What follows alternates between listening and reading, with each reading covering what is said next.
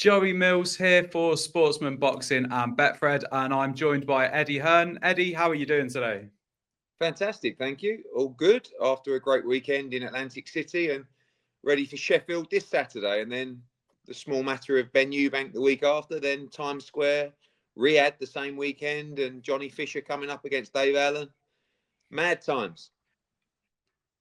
It is an exciting time. Plenty of big fights on the docket, and we'll be getting into some of those today. And let's start at the beginning. This weekend, Dalton Smith. I think it's interesting, this one, because it's a challenge that he almost doesn't have to take with that world title shot on the horizon for him. What made you and Dalton come to the decision to get him into the ring this Saturday night? I think just activity and sharpening the tools. I mean, last time out he won the European title. It was a mandatory fight that we had to take. And, being honest, the level of opposition probably wasn't what we wanted to test ourselves for a shot at a world title. Germain is top 15 in the world. He's a tough man. And I think he'll be a good opponent to get the rounds in and just test Dalton a little bit as he gears up to, just a massive moment for himself and British boxing as well, challenging for that WBC title, which will be next. But sometimes these fights are quite dangerous because Germain's thinking about an opportunity to change his life forever, an opportunity to take that number one spot away from Dalton Smith. So Dalton's got to be professional, which we know he is, and, put a good performance together. And great fights up and down that card. One that I wanted to touch on just because there was, I think, a thought. I think people could hear it in his voice that maybe Josh Warrington had one eye on retirement after his last fight, but he's back in the ring for this one. Talk us through a little bit about what's made Josh want to continue and what we can expect to see from him on Saturday night. Yeah, I mean, after that tough Kakachi fight at Wembley, you kind of saw him put his gloves down and in the ring, and it was kind of like an immediate reaction to a possible retirement. I think, once he thought about it, there was a long period of inactivity after that Lee Wood fight. Lee Wood's got the same problem because he's been out for a year and a half coming up. And Warrington was out for nearly a year going into that Kakachi fight. And I think when he finished, he just felt, I feel good. I don't feel like I'm really deteriorating, particularly as a fighter. I appreciate I'm in the back end of my career, but I want to keep fighting. And everyone's talking about a potential Josh Warrington-Mick Conlan matchup, obviously two big fan bases. And Warrington will face Mick Conlan's last opponent, who he beat on points recently in a decent competitive fight. And it will show us really, like, if Josh is still a world-class fighter, he's got to be going out there on Saturday and looking very good against this guy. So I think, the future for Josh Warrington will look a lot clearer after Saturday night in Sheffield. And now throwing it forwards to a fight you mentioned there, one that we're all anticipating, obviously, Conor Benn against Chris Eubank Jr. It's going to be a huge event. I wonder with this one, like their fathers before them, I feel like these two have captured the public imagination once again. I feel like it's a fight that even people that watch a couple of fights a year are really excited about. What has the demand been like ticket-wise for this fight? What's the level of excitement that you can feel ahead of this one? Just incredible. I mean, we've done over 60,000 tickets, which is just unheard of outside of the, Tyson Fury and Anthony Joshua's. We've got a couple of thousand tickets left, which were actually coach package tickets that we're putting onto general sale. It'll be completely sold out on the night at Tottenham Hotspur. And the fight's got everything. Like you said, there's a real mix of interest across so many generations, so many demographics. Everybody knows, the older generation know about the father's rivalry. I guess the middle-aged generation like me know about both sets of fights and fighters. The build-up's been fantastic. Eubank's played a blinder as well. Conor Benn's always speaking with such passion and ferocity. And, from our side, we can't wait. Conor Benn has had the training camp that dreams are made of. I mean, really has. And there'll be absolutely no excuses. And we know the challenge of moving up two divisions. It's not going to be easy. And, for that reason, it is a pick and fight. But I just believe that Ben is just too sharp and too ferocious for him, even coming up the divisions. And I think he'll stop him, and I think he'll do it inside 6 rounds. But it's going to be a tough fight, a tough occasion to absorb for these fighters as well. And the build-up next week is going to be epic. And we sat down a month or two ago and spoke about how at that point it looked like Ben might be considered the villain going into the fight. And I wanted to get your opinion on whether that tide has changed a little bit. Obviously, a couple of days after that, we had the egg incident, various bits in the build up. Do you think it's the tide has turned a bit and that Conor Benn might be the public's favourite going in now? It's a good question. I mean, I think they'll both get booed. I think you'll hear both of them getting booed as they ring walk out. I think that there's definitely people have definitely seen. I think the accessibility that Conor gives to training camp and to DAZN and people like that. I think you get to see what he's really like, which is a good, hard-working, honest kid. And I think people particularly love the relationship between him and his dad. It's genuine, it's authentic. They've trained every day together for this fight. Like they're both desperate to win this fight. And Eubank, I think Eubank's popularity has risen, if I'm honest, over the last couple of years. But yeah, I definitely think you'll hear boos ring out for both ring walks. And I think it's fairly split probably between the public. But, I think it's just a complete fascination in this fight. No one really knows what's going to happen. And that's what always lends itself to massive events. And I think you're the perfect person to ask this question as someone who grew up with a famous father, has gone on to forge your own legacy. Obviously, something that you can say about both Ben and Eubank as well. I wonder, in another world, with such similar experiences that the two of them shared, do you think that there is a world in which Conor Benn and Chris Eubank Jr. could be friends or could have been friends? I think, to be honest with you, in the first fight, the fight that fell through, there was kind of like a respect between the two. It was like we're very similar in many ways. I mean, our fathers were world champions. Our fathers were some of the big names in the history of British boxing. And we've tried out, we've gone out to try and carve out our own name and our own legacy. So that respect kind of went out the window because of the build up for the first fight and everything that happened. But I don't know, one day. I mean, the fathers never really made up. That's the reality. And you see in rivalries how many times, and that's sometimes the beauty of boxing, where those rivals shake hands and embrace and, later on have that respect for each other. That never really happened between the parents. Like they'll shake hands, but Nigel would probably like to run number 3 back now. So who knows? Would you promote that?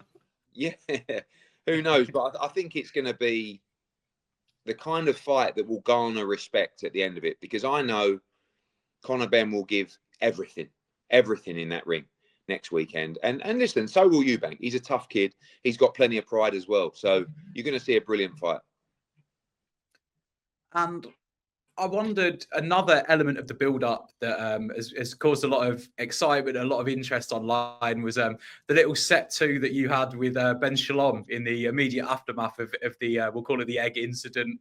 I wonder, what is the dialogue lines and the relationship like now with Ben? Have you guys sort of moved past that, or is there still a little bit of a niggle between the pair of you? I haven't spoken to him for a while. There was a time where he was calling me 4 or 5 times a day. He's gone very quiet lately. I don't know if that's a good or bad thing, but I haven't heard from him for probably a month, really. But next week I'll get on all right with Ben. I never really look too deep into these kind of relationships with other promoters. Like we've all got our own best interests at heart. We all love the sport of boxing. We all want to do the best for our fighters, but we're also doing the best for ourselves and our business. So our decisions are our decisions, and some people just won't like it. So, I'm enjoying working with promoters that I haven't always got along with. Ben's quite new to the game, so, happy to work with him, happy to work with everyone. And I'm sure next week will be a lot of fun. And just finally, before we come on to some of the other stuff that's coming up in the future for Matchroom, I just wanted to ask, with this fight, it feels to me like this is not the sort of fight that other promoters that could put on. Particularly, I'm thinking about the new TKO venture that has been spoken about. It doesn't seem like the sort of thing that they would be able to put on, the sort of event. And I wonder, is this a chance for yourself, for Ben as well, to showcase what you guys can do, knowing that venture is coming down the road in the future? Yeah, I mean, like I said before, like we're all kind of in our own lane and with our own strategies. Our strategy is to continue to put on the biggest shows globally. You know, we just had a massive event in Atlantic City with Duron Ennis, of course, coming up 65,000 at Spurs in London. Then we're promoting and working on running the logistics around the Times Square event for Ring Magazine, His Excellency. That's a huge operation. The day out, after we'll be flying out to Saudi Arabia. We've just done an event in Sydney. You know, we've got a new slate of events coming up in the UK and America. So yeah, I think anytime you get the opportunity to nail a big event, it's big for, you know, not just me and Matchroom, but big for boxing. And you know, there's always the debate these days about big events moving to the Middle East. Well, we saw AJ against Dubois last September, and now you're seeing another one, and you know, reportedly as well, Usyk against Dubois potentially in July. So there's nothing wrong with British boxing. You know, we're in a good place. Everyone's trying hard, and there's some phenomenal talent coming through. And I wanted to touch upon that Usyk Dubois, the potential of that one happening. You've also got Deontay Wilder returning to the ring soon as well. I wondered, when it comes to Anthony Joshua, obviously we know about the injury, and I wanted to ask you about that too next as well. But is it a bit of a watching brief for AJ at the moment? You've obviously got potentially the undisputed title that could be up in a rematch with Dubois, if that was the case. You've got Deontay Wilder. That's a fight that's been being talked about for AJ for years now. Have you and Anthony sort of got your eye on those two fights as a potential avenue to go down, or are you looking elsewhere? I think that, to be honest, like he's probably a couple of weeks away from being able to resume full-time training. The reason that we haven't really planned anything is till he's 100% fit. I think, you know, the last thing you want to do at this stage in your career is get a date and then not make the date because you're not fit. You know, your body's not ready to start camp. It would be fools to do that, because this is the last, I don't know, 1-3 fights of AJ's career. But it's, you know, it's just, you just never know at this stage. So I get asked the question all the time, you know, what's next for AJ? And the answer is, I don't really know. And the answer is as well, we're not in any tearing rush, probably because of the reasons you just said. Will Tyson Fury re-emerge? You know, what will happen in Usyk against Dubois?